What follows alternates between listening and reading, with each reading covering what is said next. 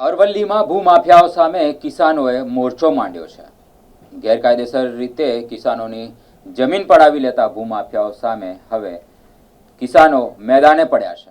ગરીબ ખેડૂતોની જમીન ખોટા દસ્તાવેજોથી પડાવી લેવાના આક્ષેપો છે। શિનોલ ગામની જમીનના વેચાણ અને ફેરફાર નોંધોમાં ગેરરીતિની તપાસની માંગ કરવામાં આવી છે। ભૂમાફિયાઓ અને ભ્રષ્ટ અધિકારીઓની મિલીભગતના ગંભીર આરોપો કરવામાં આવે છે। વર્ષો જૂના દસ્તાવેજોના આધારે જમીનના બે વખત વેચાણ થયાના દાવા કરવામાં। માલપુર તાલુકાના અનેક સર્વે નંબરોમાં ગેરકાયદે કબજાની ફરિયાદ કરવામાં આવી છે।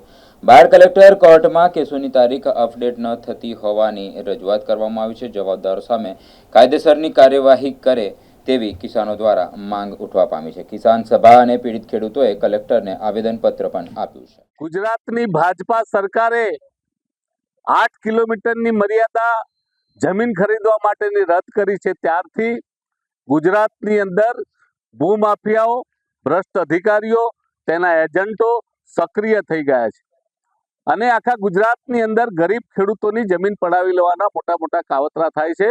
એના અનુસંધાને આજે અમે અહીં અરવલ્લી જિલ્લાના જે શિનોલ ગામના ખેડૂતો છે એમની જે જમીન હતી એ જમીનના ખોટા સોગંદનામા, ખોટા દસ્તાવેજ કરીને એ જમીન પડાવી લેવામાં આવી છે। એ દસ્તાવેજ 10 વર્ષ પહેલા થયો હતો। દસ્તાવેજના તમામ ખાતેદારો હાજર નહોતા।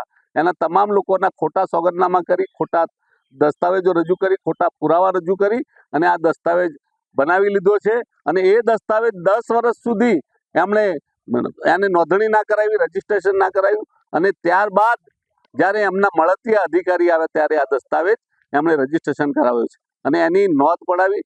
સર્કલ ઓફિસરને એની શંકા ગઈ તો એમાં સર્કલ ઓફિસરે એ નોંધ નામંજૂર કરી અને 3 દિવસ બાદ કયા સંજોગો બન્યા, કેવા પ્રકારની લીતીદીતી થઈ કે 3 દિવસ બાદ એ જ સર્કલ ઓફિસર એ જ નોંધને મંજૂર કરે છે।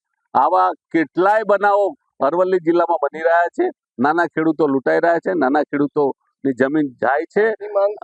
અમારી માંગ એ છે કે જે જિલ્લાની અંદર રજિસ્ટ્રાર કચેરી હોય, કલેક્ટર કચેરી હોય, મામલતદાર હોય, પણ આવા ભ્રષ્ટ અધિકારીઓની તપાસ નીમવામાં આવે।